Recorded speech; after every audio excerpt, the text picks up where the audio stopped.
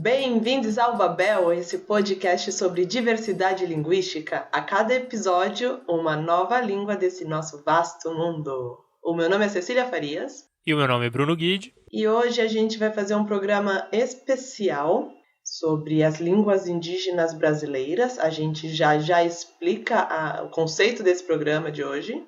Mas antes a gente deu uns recados. Vamos começar agradecendo algumas pessoas. Muitas pessoas. Várias pessoas. Em primeiro lugar, queria agradecer todo o pessoal que organizou o evento Ouvindo Capivaras, que a gente foi nesse fim de semana do comecinho de setembro aqui, do dia 31 de agosto, que foi o dia do evento. E dia 1 de setembro, que foi o dia da ressaca do evento. Mas foi muito agradável e a gente agradece muito pelo pessoal do evento. O evento foi muito legal, deu para conhecer várias pessoas que a gente não conhecia dessa podosfera, foi muito interessante. A gente conheceu pessoalmente o nosso editor maravilhoso, Thiago Corrêa, que também tem um podcast que é o Pistolando. E pudemos conhecer também a Letícia, do Pistolando, e um abração aí para os dois. Eu queria mandar um abraço, bem, além de todo mundo da organização do Capivaras, do Ouvindo Capivaras, também o pessoal que interage com a gente nas redes, que são, assim, melhores pessoas. Tipo o Magdiel, acredito que é assim que fala o nome dele, que é um dos nossos ouvintes mais empolgados. Um beijo pra você. E vou deixar aqui também um abraço para o pessoal de 3 podcasts. O pessoal do Miopia Podcast, que hoje, enquanto a gente grava, vocês não sabem que dia que é, mas que indicou a gente no Twitter. E é um mistério, não falaremos. O pessoal do Quadro Negro, que tá sempre aí ajudando a divulgar, e também o pessoal do Clio. Abraço, Bruno. Que indicou a gente aí no último, e a gente tá bolando um belíssimo crossover que vocês não sabem sobre o que é. Nem a gente sabe ainda, mas... O que importa é falar alguma coisa, né? O que importa é ter opinião, não importa, né? Se a opinião tem fundamento ou não. A gente gosta de dar pitaco em qualquer podcast aí, então... Você que tem um podcast e não sabe... Sobre construção civil. Pode chamar a gente que a gente vai falar aí de como a língua interfere na betoneira. Pô, e eu tava quase esquecendo aí, né? Um abraço bem especial que a gente tem que dar, que é pro Cristiano Barba, a pessoa mais querida dessa podosfera. Nossa, ele é tipo o catalisador dos podcasts, assim, de certa forma, né? Porque ele junta uma galera, ele costura as coisas, né? Grande pessoa e o maior agregador de podcasters, não de podcasts. Grande pessoa. A gente podia criar, né, um app chamado Cristiano Barba. Com vários... Pra ouvir podcast. Mas só rola podcast Antifa. Ia ser ótimo. Nossa. Curados por Cristiano Barba. Também quero muito mandar um agradecimento a todo mundo que indica a gente. Então é isso, chegou minha mãe viu a matéria do Fantástico e falou, agora sabe o que é podcast? O que eu vou fazer? Vou lá e vou indicar o Babel. Muito obrigado para todo mundo que está indicando a gente aí. Tem sido um prazerzão. Aí, E é no boca a boca que a gente... Por falar em boca a boca... Por falar em boca a boca... Calma, as crianças podem ficar na sala ainda. A gente tem a nossa campanha de financiamento coletivo. Com pouco dinheiro... você consegue ajudar a gente na parte material da coisa, a gente precisa investir em equipamento, a gente precisa fazer pesquisa a cada episódio que a gente faz. E entra lá no apoia.se/babelpodcast e a partir de R$2 você já consegue ajudar a gente com dinheiro. Para quem não puder, nesse momento, ajudar com dinheiro, uma das formas é a propaganda. Ouve a gente, fala da gente, joga a gente na cara das pessoas. Insiste, seja aquela pessoa insuportável que indica um podcast para qualquer coisa que as outras pessoas estão falando. Aquele seu colega de trabalho que vai começar a estudar inglês e fala, pô, por que você não vai estudar Nahuatl? Então eu vou te dar uma dica aqui de um podcast que pode ser muito útil para você. E também a gente agradece as pessoas que já nos apoiam, né? Esse apoio é fundamental mesmo. A gente também tem custo com domínio, com edição. Então, cada apoio é super válido. A gente está trabalhando aí para que o nosso site fique redondinho e fique mais legal para vocês acessarem também lá. E isso é dinheiro, né? E a gente é tipo pesquisador, que é uma categoria em baixa no momento. Ah, sim. O mundo acabou pra gente profissionalmente. Mas seguimos. E temos novidades. Qual a novidade, Cecília? Sabe aquela pessoa que você indica o podcast, mas aí ela não sabe como ouvir? Entendeu? Ela não quer ouvir um Spotify, até porque não pinga lá direto, né? E também não é do rolê do agregador de podcast. Agora, essa pessoa pode ouvir a gente no YouTube. A gente criou uma página no YouTube para colocar os programas, que assim, não vai ter um vídeo lá. O que importa é que vão poder ouvir a gente por lá. E o importante é a gente poder dizer que agora a gente é youtuber também. Além de linguista, podcaster, youtuber, modelo e DJ. Para que eu já fui DJ. E por falar em DJ, a gente tem a nossa playlist no Spotify, que é a Torre de Dança.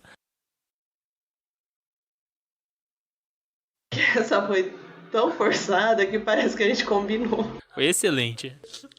Beleza, e acho que para encerrar então essa primeira parte de agradecimentos, a gente cedeu um pouco do espaço aqui do nosso programa para uma campanha que a Ana do Apenan Podcast está fazendo e que vai ser, enfim, vocês vão saber mais aí agora na fala dela. Projeto de meliponicultura com os caiapós no sul do Pará. Bem, fiquem aí com a voz da Ana para explicar direitinho. Oi, galera! Aqui é a Ana Rosa, do podcast Apenan. Eu vim falar para vocês sobre um projeto que estamos desenvolvendo com o povo indígena Caiapó e em parceria com especialistas em meliponicultura do IFPA de Marabá. Você já ouviu falar em meliponicultura? É a criação de abelhas sem ferrão, como as nativas da região amazônica.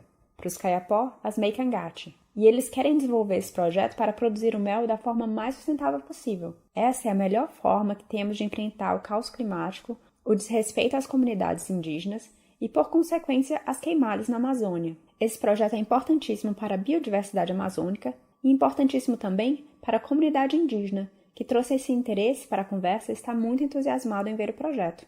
Agora venho pedir a tua colaboração no nosso financiamento coletivo que abrimos no Catarse. catarse.me/melindígena, tudo junto. Lá você vai encontrar mais informações sobre o projeto. Um grande abraço!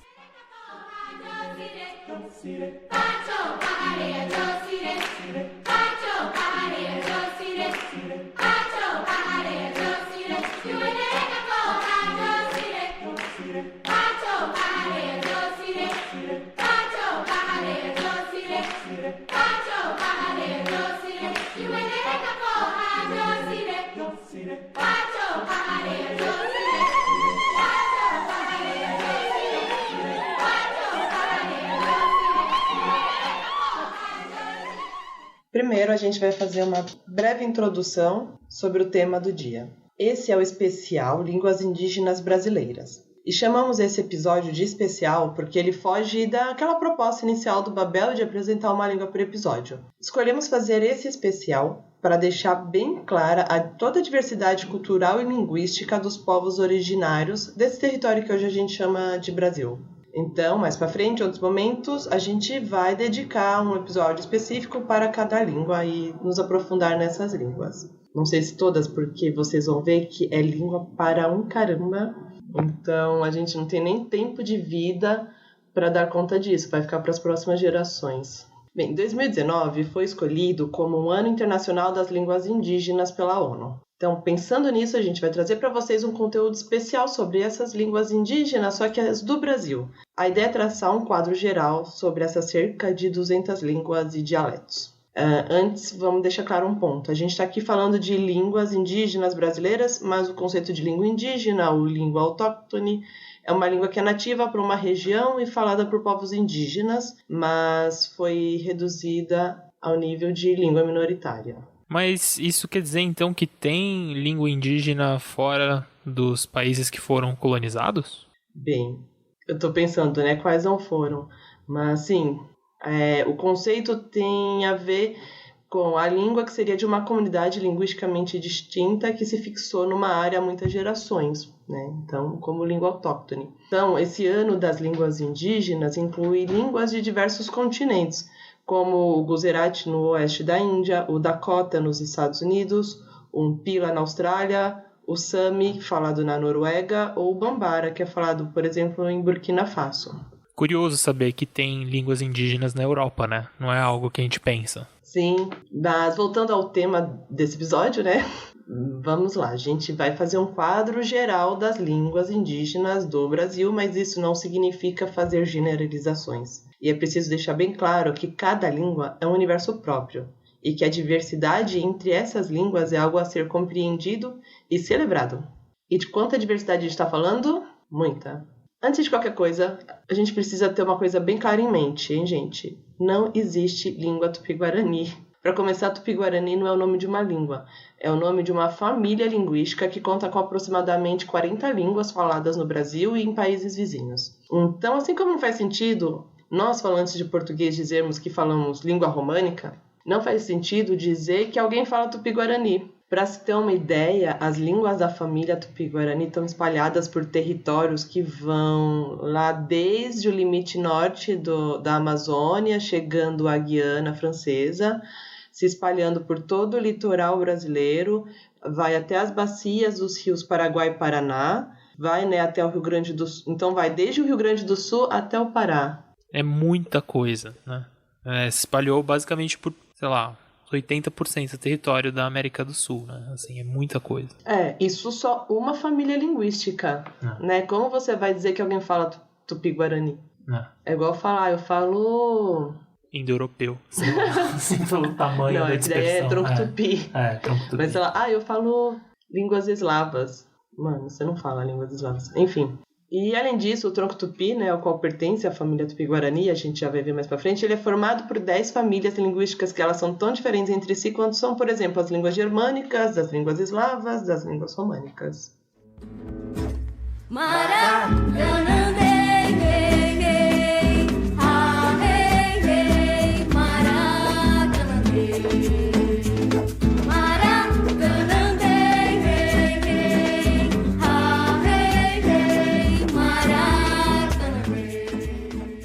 Bom, antes da gente começar o nosso episódio, resolvemos fazer aqui um editorial para esse tópico e vamos lá. O único fator em comum dos povos indígenas do Brasil é o fato de que eles, há 500 anos, lutam contra um genocídio e um epistemicídio promovido por invasores vindos de outros lugares do planeta. Eles não só foram escravizados e mortos, como suas culturas são marginalizadas, suas práticas são consideradas menores, inferiores e exóticas, quando não proibidas. Não é raro que um indígena só seja lembrado pelo brasileiro médio na hora de escolher a fantasia de carnaval. E quando a gente para pensar, um membro da tribo Tucano, lá de São Gabriel da Cachoeira, na tríplice fronteira do Brasil, Venezuela e Colômbia, e um pancararu que mora aqui no Real Parque da Zona Sul de São Paulo, eles não têm quase nada em comum, além do fato de que eles são enxergados por uma sociedade racista e genocida da mesma forma. Cada tribo, cada língua e cada cultura dos povos originários desse país devia ser entendida por si só,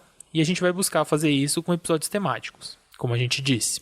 Ao mesmo tempo, em respeito a toda a resistência e organização entre os distintos povos originários para fazer frente a uma sociedade violenta, a gente acredita que é possível divulgar informações sobre a diversidade linguística nesse episódio especial. A gente vai tratar de generalidades, mas vamos, mais do que qualquer coisa, celebrar a diversidade desse universo. Como a gente também disse, 2019 é o ano internacional das línguas indígenas. E também é o ano que a gente decidiu investir o tempo e dinheiro para produzir esse podcast. E nesse ano, justo nesse ano, é o ano que a gente vê um presidente questionar a veracidade do assassinato de uma liderança indígena por mineradores na reserva indígena dos Wayampi. A gente vê esse mesmo presidente dizer que não vai ter nenhuma demarcação de terra durante seu governo, que não tem problema com desmatamento, ou que esse desmatamento foi feito por ONGs, e que desmerece a causa indígena e incita todo tipo de ataque a essas populações. A situação é grave e na disputa pelas terras indígenas comandadas pelo agronegócio, pela pecuária e pelas mineradoras, a gente sabe que o governo atual tem uma posição. Essa posição é genocida e não pode ser tolerada nem ignorada. E eu adoraria dizer que essa situação horrível é completamente alienígena na história do nosso Estado brasileiro, mas não é. A gente precisa reconhecer, sim, que o respeito à luta indígena no Brasil nunca foi regra em governo nenhum. A gente nunca pode esquecer do que foram as remoções para a construção de Belo Monte.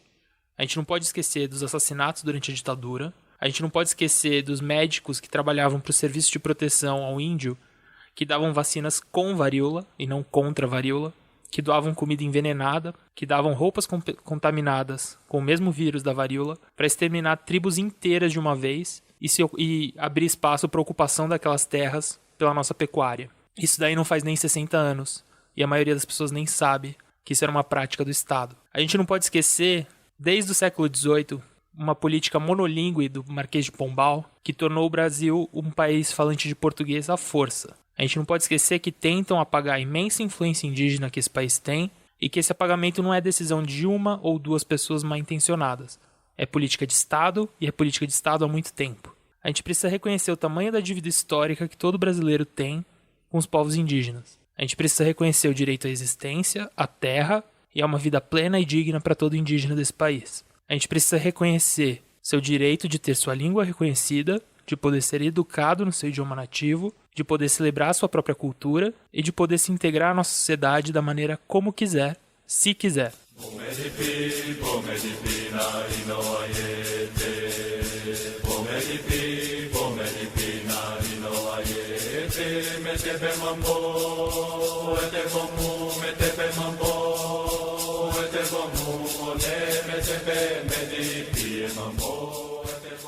Dito isso, e deixando bem claro que neutro é detergente, não somos nós, a gente vai fazer um panorama geral da realidade linguística antes e depois da ocupação europeia no território, nesse nosso território. Estima-se que no ano 1500, quando os europeus começaram a ocupar as terras, o que hoje a gente chama de Brasil, existia nesse território uma população de mais de 5 milhões de pessoas, com mais de 1.200 línguas e dialetos. De acordo com o censo de 2010, existem hoje mais de 800 mil pessoas que se declaram indígenas.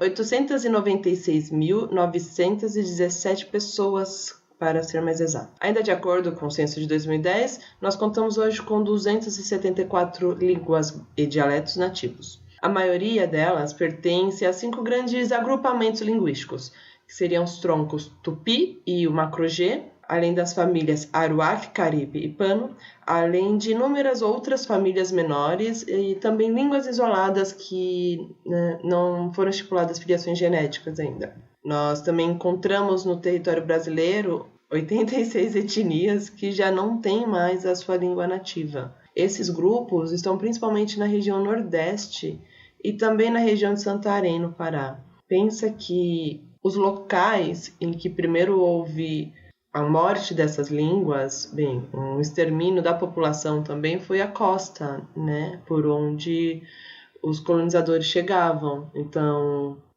não é de se espantar que estejam na costa os povos com menos reminiscentes linguísticos, né?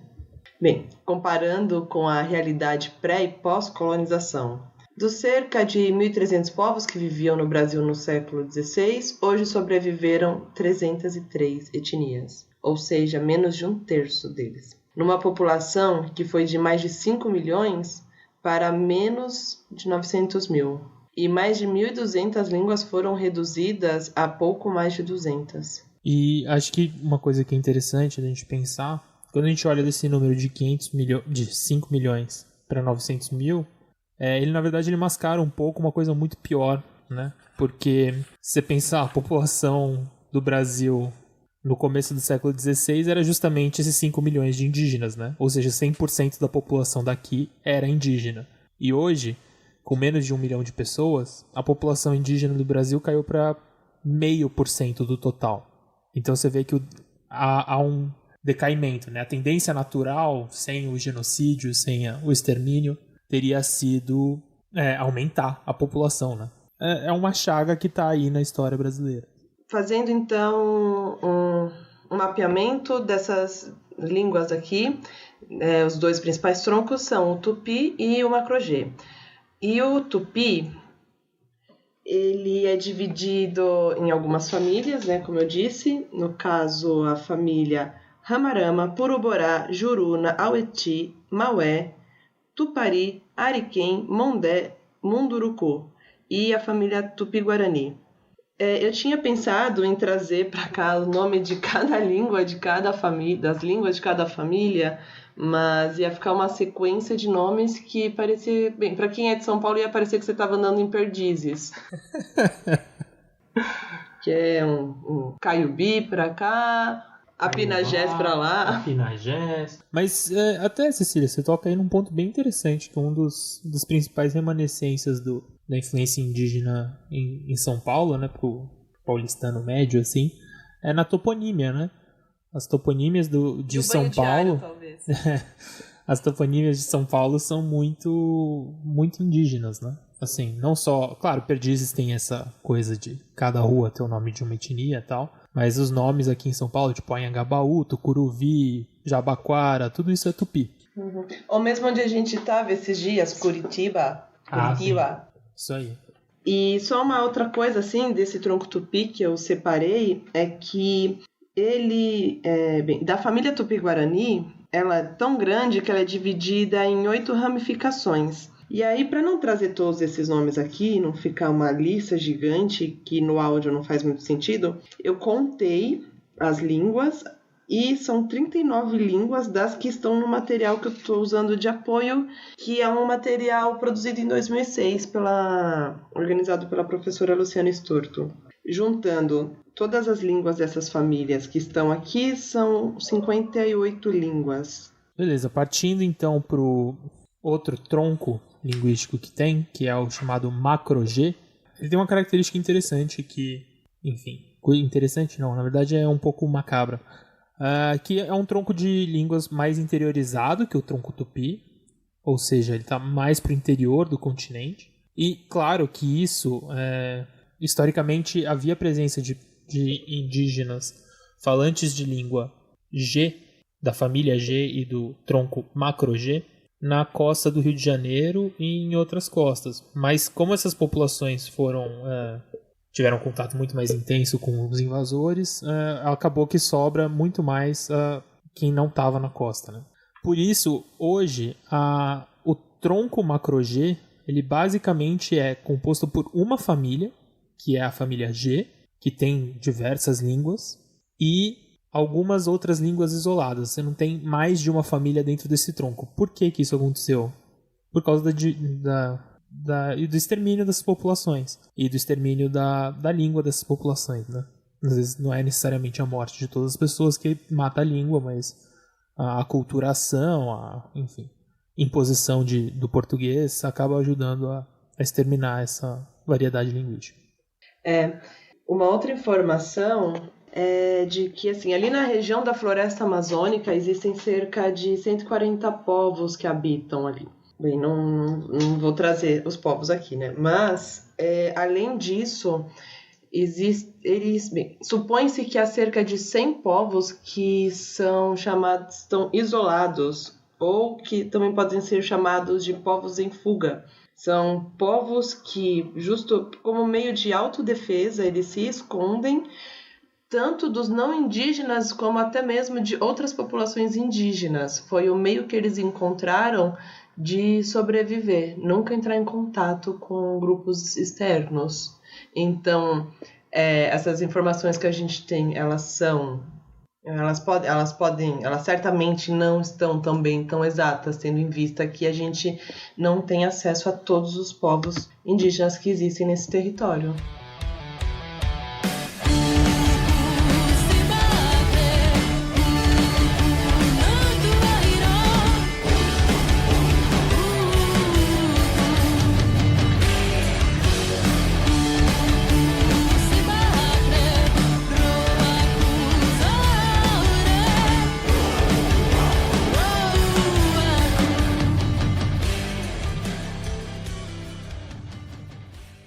Bom, Cecília, e como que está a distribuição dessas populações indígenas no Brasil?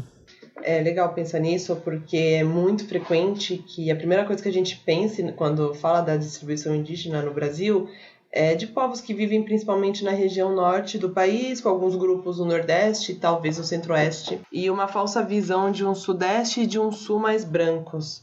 Mas, de fato, o que a gente encontra a gente encontra mais grupos de povos sobreviventes em algumas partes, só que a população indígena está distribuída por todo o território brasileiro. Por exemplo, sabia que a cidade de São Paulo possui a 4ª maior população indígena do Brasil? São 12.977 pessoas, para ser mais exata. E em São Paulo a gente encontra diversos tipos de situação, tanto aldeamentos mais conhecidos, como a Tenondeporã dos Guarani-Mbiá, no extremo sul da cidade, os Crucutu, na divisa com São Bernardo do Campo, e o Atecoa Itacupê, dos Guarani Itacupê, lá no Pico do Jaraguá. E também tem uma grande população indígena que está distribuída por diversos bairros ao longo da Grande São Paulo, constituída por famílias que migraram das suas terras de origem de diversas regiões do país. Então, essa ideia usual de que a maior parte da população indígena vive em áreas rurais, remotas, não corresponde à realidade. E até para saber mais sobre esse processo de deixar a aldeia e morar na cidade, tem um site que é muito bacana, chamado Ambiente Legal, que aborda temas ligados à legislação, meio ambiente, sustentabilidade, e que vão entrar aqui na descrição do episódio. Agora, olhando nas estatísticas sobre a distribuição da população indígena, a gente tem as 4 cidades com a maior população indígena no Brasil são São Gabriel da Cachoeira, lá no estado do Amazonas, bem na divisa com Venezuela e Colômbia, que acho que é a cidade com a realidade linguística mais diversa do Brasil, que chega a ter acho que 4 línguas que são consideradas oficiais. Eu tenho que checar isso depois, mas vamos que vamos. São Paulo de Olivença, que fica no Amazonas, e Tabatinga no Amazonas. Essas são as 3 primeiras, e a 4ª é São Paulo, como a gente havia dito. Para você ter uma ideia, São Paulo tem esses 13 mil, mais ou menos, habitantes indígenas, e São Gabriel de Cachoeira tem 29 mil. Por estado, a gente vê aí, vai ficando mais evidente a predominância do Amazonas. Então, o Amazonas tem 168.680 indígenas. Na sequência vem Mato Grosso do Sul, com 73 mil, e a Bahia, com 56 mil. Em 4º lugar, não é São Paulo, e sim Pernambuco, com 53 mil. São Paulo acho que cai aí lá para o 8º lugar, quando você pensa em estado. Quando a gente vai para as regiões, a região norte tem uma predominância muito grande, assim, 306 mil indígenas. Depois o Nordeste, com 208 mil, o Centro-Oeste, com 130 mil, o Sudeste, com os 97 mil, e o Sul, por final, com 75 mil indígenas. Então, para a gente falar que o Sul, claro, o Sul tem menos indígenas que o resto do país, mas tem uma população que também não é tão grande assim, né? Exato, acho que não é menos populoso que o Centro-Oeste, acho. Mas nem que o Norte. Bom, enfim, de todo modo, o Sul, mesmo assim, 75 mil pessoas não é pouca gente. E eles não são invisíveis, certo? Então, a gente tem que levar isso em conta. E, por fim, uma última curiosidade, assim, que apenas 25 povos têm mais de 5 mil falantes da sua língua nativa. E são Apurinã, Axaninca, Baniwa, Baré, Chiquitano, Guajajara. Sônia, um beijo para você. Os Guarani Inhandeva, Caiová e Imbia. Os Galibi do Iapoque, Ingaricó, Unincuim, Cubeu, Culina, Caigangue. Membengocre, que é também o nome dos Caiapó. Macoxi, Munduruku, Saterê, Mauê, Taurepang, Terena, Ticuna, Timbira, Tucano, Wapixá, Naxavante, Yanomami e Iequana. Hoje em dia, né, um leve panorama de como as coisas estão sendo estudadas, existe uma importância fundamental na pesquisa linguística indigenista do Museu Nacional, aquele que pegou fogo, sabe? Então, existe lá um núcleo de linguística que conserva um conjunto bem grande de registros documentais e sonoros também. Então, eles também abrigavam um acervo composto por um núcleo documental, com línguas pertencentes às diversas famílias, além de registros de discursos narrativos, mitos, cantos, sonorização de vocabulário, etc. Isso está bem descrito, melhor descrito, no episódio do Língua Livre sobre a pesquisa sobre línguas indígenas. Vou deixar o link aqui para vocês também. Curiosamente, hoje, no dia que a gente está gravando, fez 1 ano do incêndio. Nossa, bate na madeira. Que nunca se repita. E bem, para finalizar esse bloco, lembrar que em 2008 foi sancionada uma lei pelo então presidente Lula, a lei número 11.465, que inclui no currículo oficial da rede de ensino a obrigatoriedade da temática História e Cultura Afro-Brasileira e Indígena. Um dos meios possíveis, né, de atuação do Estado para conhecimento da população sobre esse tesouro histórico. Isso. Essa parte tão importante aí da nossa cultura, né? E da nossa história mesmo. Foi, acho que um marco, né? Porque, enfim, antes disso, o que você tem é muito pouco mesmo. E um Brasil que só existe a partir de 1500.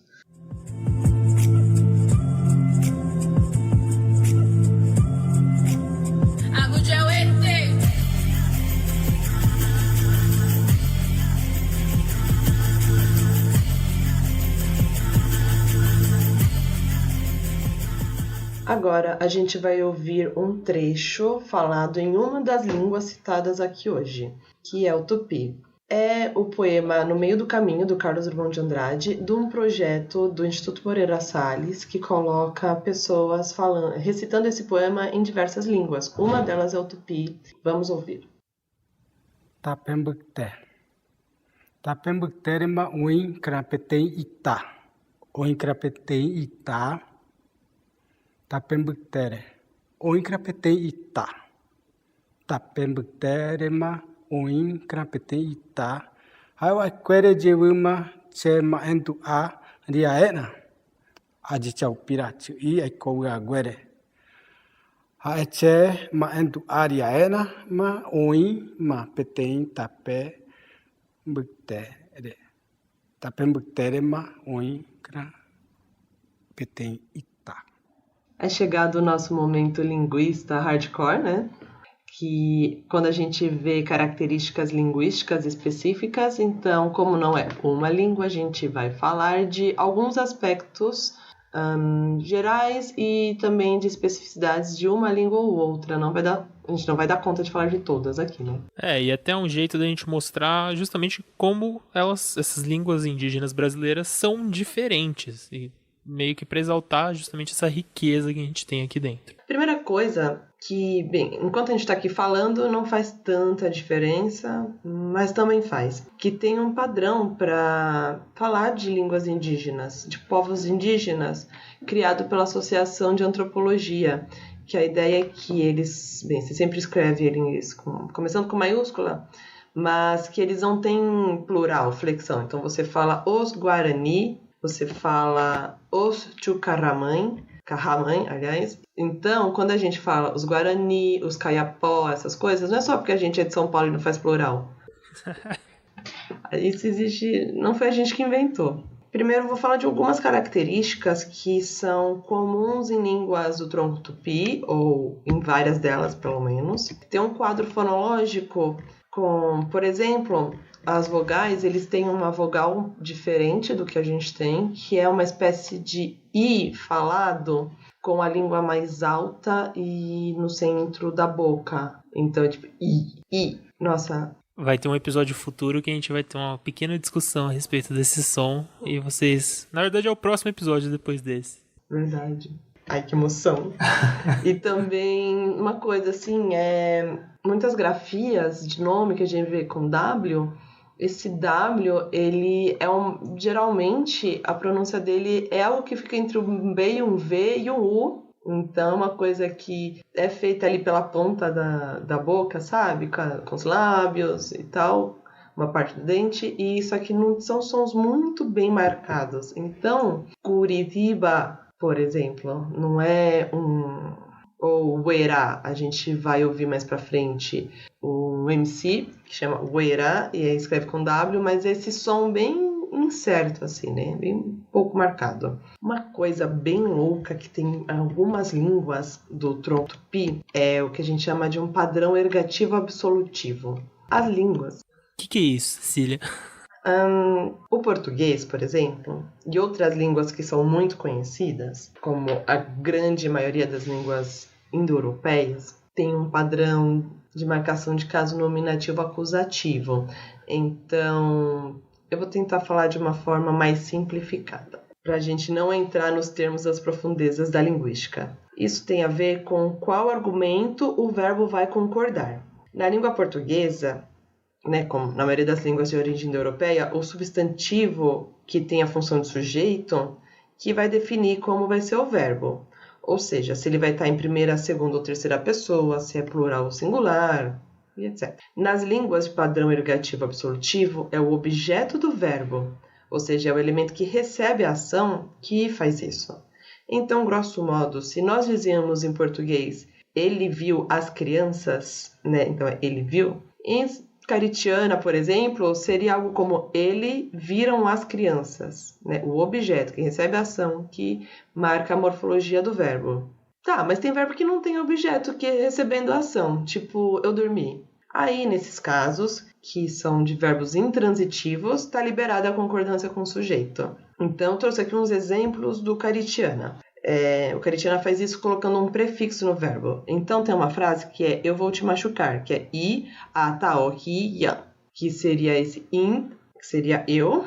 A é o prefixo de segunda pessoa, e aí taoki seria o machucar, e aí no final an, que seria o pronome de segunda pessoa. Então, se tem esse pronome no final an, que é de segunda pessoa, você tem que colocar o prefixo antes do verbo a para marcar que esse verbo está concordando com o seu objeto, o que foi machucado nesse caso.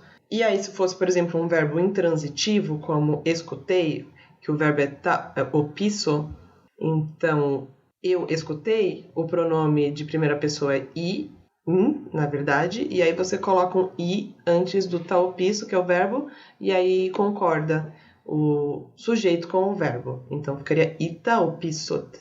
Uma outra coisa que eu acho bem louca que tem em algumas línguas é o que eles chamam de evidenciais. É uma característica marcante nas línguas do tronco tupi, essa evidencialidade, que é uma categoria gramatical que expressa a fonte da informação que o falante tem sobre essa informação que ele está veiculando. Então, por exemplo, a língua Karo, que é da família Ramarama, tem alguns evidenciais, sendo 4 que são muito produtivos. Que significa ouvir dizer. Que significa informação de origem visual. Um terceiro, que é informação de origem não visual.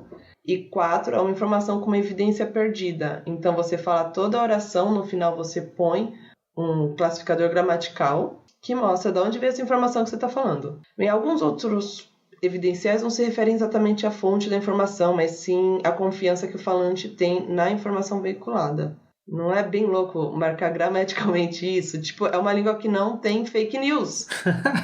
Pensa um classificador gramatical evidencial WhatsApp. Isso seria perfeito, né? Nossa. Vamos agora, então, dar uma olhadinha breve nas línguas macro-G. E pensando em características linguísticas, tem uma coisa muito interessante desse tronco, que é muitas vogais nasais. Então, toda vez que tem uma vogal, tem a versão dela nasal, e algumas das línguas tem, tipo 10 vogais, assim, e 10 vogais nasais também. Então, fica com 20 vogais. Enfim, não é muito diferente, né, do nosso, né?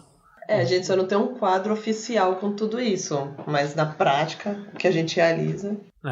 Então, e também outra característica é que as línguas macro-G, elas têm uma morfologia relativamente simples.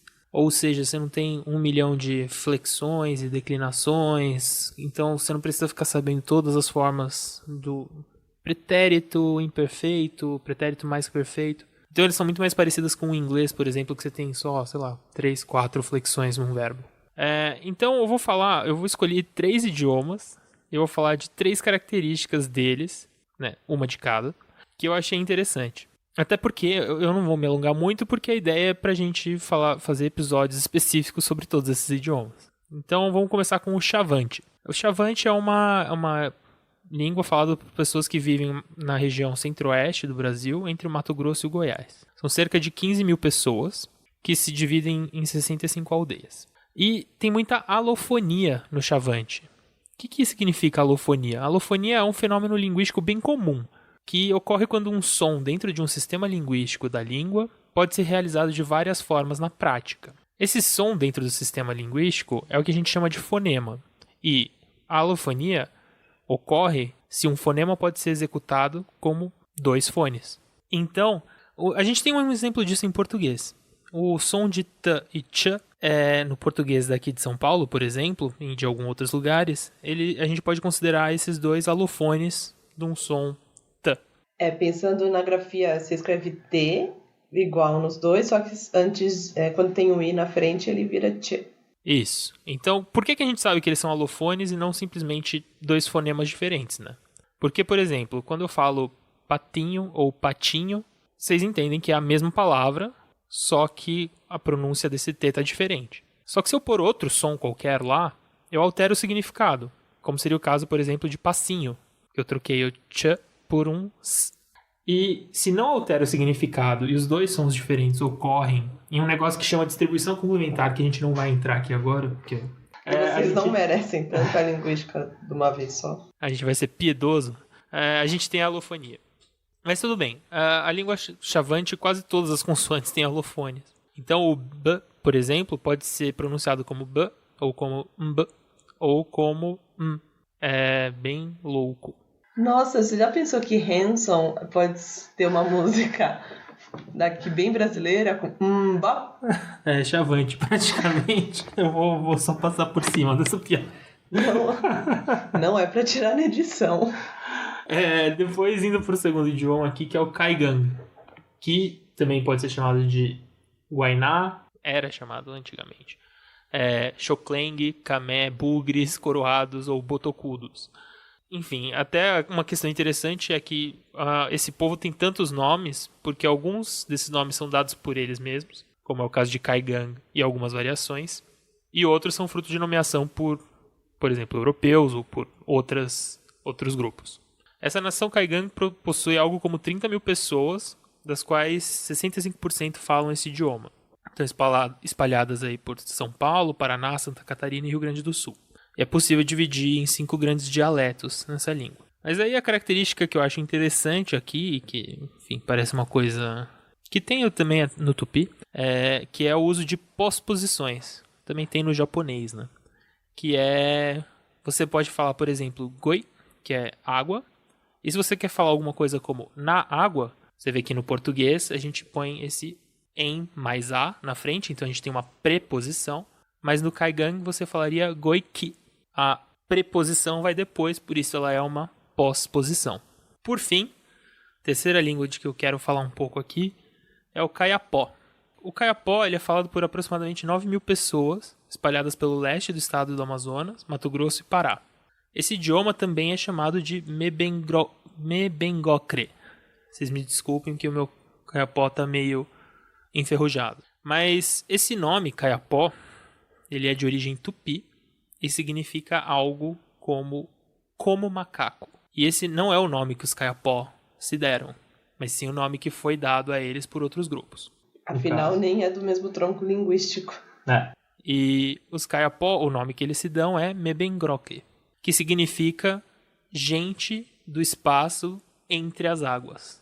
Ou seja, eles pegam uma região e dividem entre os rios ali e falam que eles são o povo que vem daquela região. Isso mostra assim, que o que pode acontecer com a própria nomenclatura de um povo quando essa nomenclatura não lhe pertence, né? Isso é bastante presente na história das línguas minorizadas, de um modo geral. Tem um outro exemplo famoso, que é o caso dos esquimós, né? Esquimó não é o termo que os inuites usam para si mesmo. Esquimó significa pessoa que come coisa crua em moicano, acho.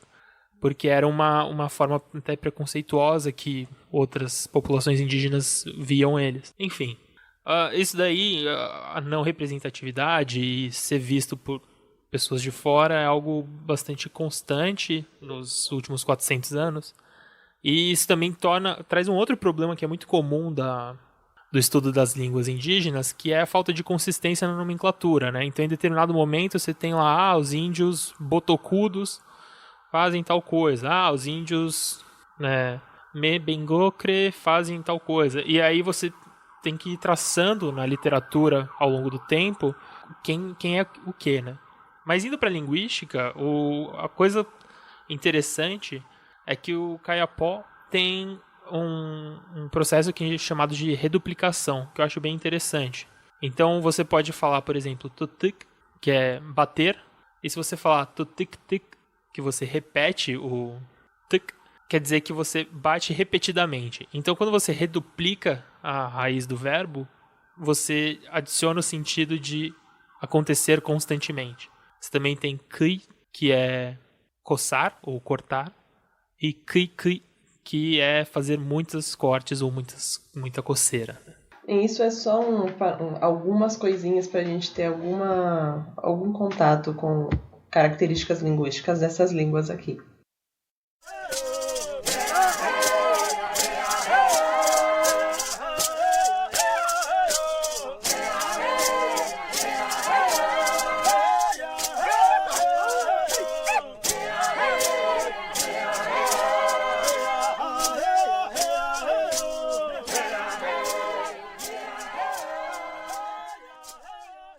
Bom, agora a gente não vai dessa vez falar sobre como aprender a língua, porque dessa vez não tem uma língua específica, né? Mas quando a gente for fazer dessas línguas todas que a gente quer tratar, a gente vai dar indicações de onde aprendê-las. Mas passando então para as nossas indicações, começa aí, Cecília. É muita coisa, viu, gente? Segura. Primeiro eu queria falar de um projeto chamado Vídeo nas Aldeias, que é um projeto de formação de cineastas indígenas para que eles próprios registrem os seus povos. Então, foi botar a câmera na mão do pessoal e ensinar a usar, né? Formar essa galera para que eles produzam os próprios conteúdos. E aí, bem, vejam, entrem no site que a gente vai deixar aqui na descrição, que lá estão disponíveis os vídeos. Tem um filme que eu assisti muito lindo, chamado Chuva é Cantoria na Aldeia dos Mortos, que é com os Craô. Deixo o link aqui também, porque é uma ficção, na verdade, então, mas de uma forma que você aprende muito sobre esse povo, sem ser aquele formato quadrado de documentário. É lindíssimo, teve colaboração de um amigo aí, que foi o Ian, na parte linguística antropológica. Recomendo também a Rádio Yandé, que é uma rádio de temática indígena, a primeira, talvez a única, não conheço outra. Queria também recomendar o trabalho de uma rapper chamada Catumirim, uma rapper ativista LGBT. Procurem o nome dela por aí. Olha, tem mais coisa. Vocês viram que tem um documentário chamado guerrasdobrasil.doc? Eu ainda não vi. Então assistam o primeiro episódio, o primeiro episódio chama As Guerras da Conquista, que fala desse primeiro episódio de guerras no Brasil. Tem um panorama muito bem feito, muito bem explicado. Bom, aí eu vou indicar 2 livros muito interessantes sobre Tupi Antigo, que a gente tem o privilégio de ter lá na FEFELESH da USP, um professor que é especialista em Tupi Antigo, que é o Eduardo Navarro. E ele tem 2 livros desse tópico. Um é o Método Moderno de Tupi Antigo, que é realmente um livro feito para você aprender em lições o Tupi Antigo. E ele também tem um dicionário de Tupi Antigo, que é assim, uma delícia. Se você mora em São Paulo, inclusive, você devia ficar olhando o nome dos bairros, das ruas, das coisas nesse dicionário, porque você vai aprender muita coisa. E não dá para falar de pesquisa indígena sem falar do Arion Rodrigues. Joga o nome dele no Google, tem muita coisa dele disponível online, ele faz um mapeamento muito bacana. Assim como a obra do Benedito Prezia, e já adianto que vai ter coisa dele mais pro fim aqui. Dá uma olhadinha no Instagram chamado Indígenas LGBT, tem umas imagens muito bacanas. E aí, dessa intersecção de lutas, né, de duas minorias, né, uma intersecção de minorizações, digamos. E na linha podcast também tem uma rinca de coisa bacana para ouvir. Vão ouvir lá o podcast da Apenan, que está aí com o projeto com os Kayapós, que vocês já ouviram. E também tem um podcast que é tocado só por indígenas, chamado Originárias, e fala de produção cultural indígena. Um outro muito bacana também é o episódio da Rádio Escafandro chamado A História do Brasil que a Floresta Escondeu. Aí eu vou deixar 2 indicações também, acabei de lembrar de uma outra. Mas uma é, sei lá, eu sempre quis indicar o Vira Casacas aqui. Então eu vou aproveitar aqui o episódio dessa semana, o 128. Eles falaram sobre a Amazônia e sobre política no Brasil de hoje, fazendo boas análises. Além disso, também vou indicar o Filosofia Pop. Tem um episódio sobre filosofia indígena com o Cacá Verá, se eu não me engano. Deixa até eu checar isso. Enquanto isso, eu vou contando aqui um outro também, que é o do Copenau, A Queda do Céu. Eu não li, só conheço trechos, e que fala sobre a chegada do homem branco, acho, né, aqui. Enfim, leiam A Queda do Céu. É isso, A Queda do Céu é o relato de um xamã Yanomami sobre as lutas dos povos da floresta. E é escrito pelo Davi Copenaua, que é uma liderança indígena bem importante aqui no país. E agora, confirmando a informação que eu dei parcial, é o episódio 50 do Filosofia Pop, que é Filosofia Indígena Tupi-Guarani com Cacá Verá. Excelente episódio. E assim, é sempre legal ver também o trabalho da fotógrafa Cláudia Andujar, que ela tem há décadas com os Yanomami. Recentemente a gente teve uma exposição dela aqui em São Paulo. Então, esporadicamente é possível ver, mas acho que na internet encontra o trabalho dela também, não? Acho que sim, e se eu não me engano, a exposição fica, quando ela não tá por aí excursionando, ela fica em Brumadinho, lá no Inhotim, esqueci o nome, mas fica em Inhotim, lá em Brumadinho, perto de BH. Bacana. Bem, a professora Luciana Estorto, ela lançou recentemente um livro chamado Línguas Indígenas, Tradição, Universais e Diversidades, pela Mercado de Letras. Então, quem quiser dar uma olhadinha também pode ir lá procurar. Uma outra indicação é uma matéria que a Piauí publicou, que na verdade é a tradução de um texto do Norman Lewis, que saiu na Sunday Times Magazine em 1969, sobre o genocídio indígena em curso no Brasil. Na época, é absolutamente aterrador, é uma das piores coisas que eu já li na minha vida, mas é fundamental. Mostra bem o que o Estado brasileiro estava fazendo na época. E acho que a gente tem que ver, porque, enfim, para pensar o que mudou e o que não mudou. Bem, se você ouviu a gente até agora, você merece uma recompensa.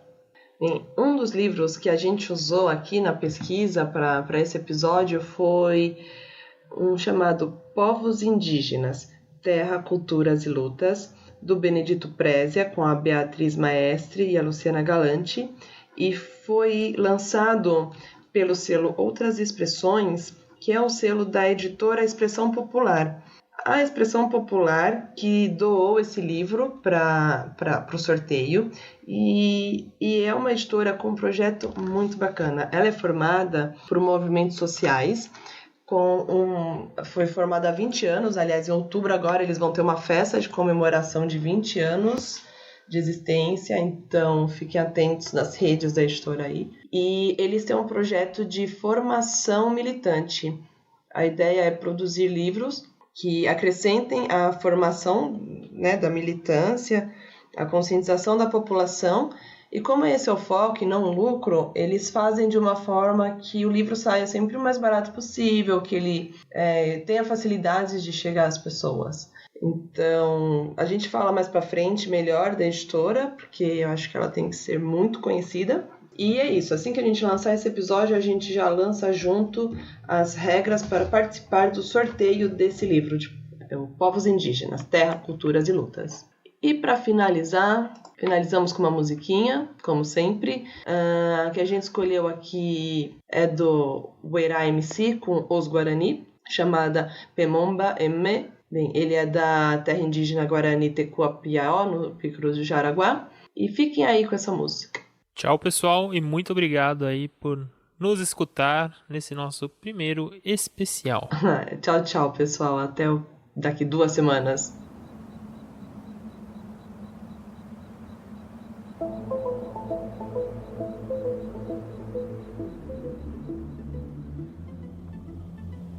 Foi uma ação ajuizada pelo governo de São Paulo que brigava pela área para conceder a empresas privadas. prevaleceu a postura anti-indigenista do governo Temer. Índios da tribo Guarani tomaram a área onde ficam antenas que transmitem sinais de telefonia celular e de TV, lá no Pico do Jaraguá.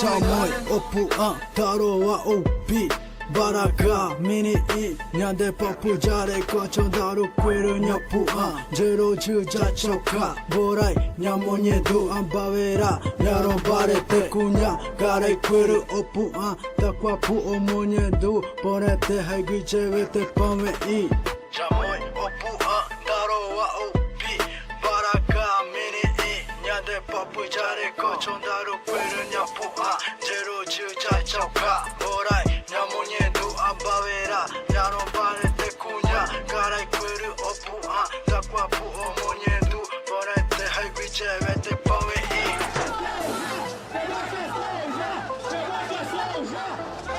E eu creio que pelo Brasil inteiro vai levantar ou já levantou índios esclarecidos, levantará sua voz em prol da sua raça.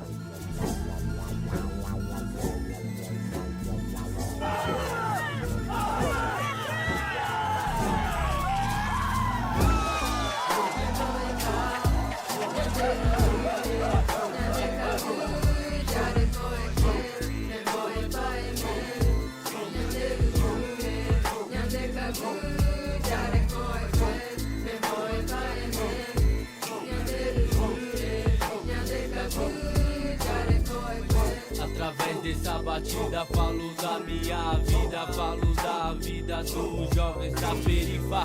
Cansei de chorar, as histórias do passado faz eu sangrar. Mais uma criança morreu na madrugada, cadê a solução pra mortalidade infantil? Sou nascido pra lutar, nunca estarei só. O sol me acordou, Jandeiro me levantou. De novo estou aqui, passando essa mensagem consciente para os mano. Eu já lembrei de Deus, pode crer, eu tô firmão. No dia de amanhã eu só quero acordar com um sorriso, pode acreditar. Tentando não errar mais do que errei. Em 1500, mano, teve a invasão. E até hoje é bomba nos meus irmãos. Em defesa dos direitos indígenas, os Guarani chegou. Resistência, pô, pô, pô, pô, pô.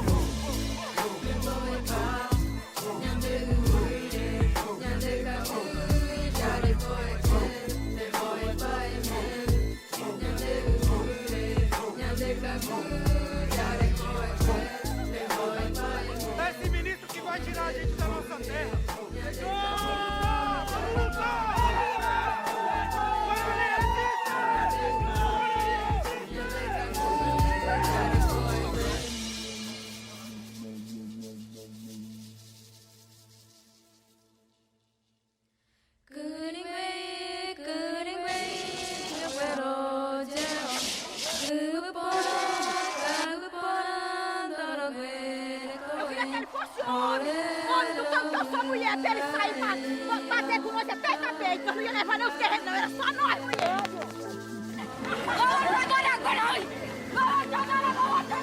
Que você, José de Anchieta, representa, foi a nossa morte. O Brasil precisa ser exorcizado dos fantasmas dos bandeirantes e dos jesuítas.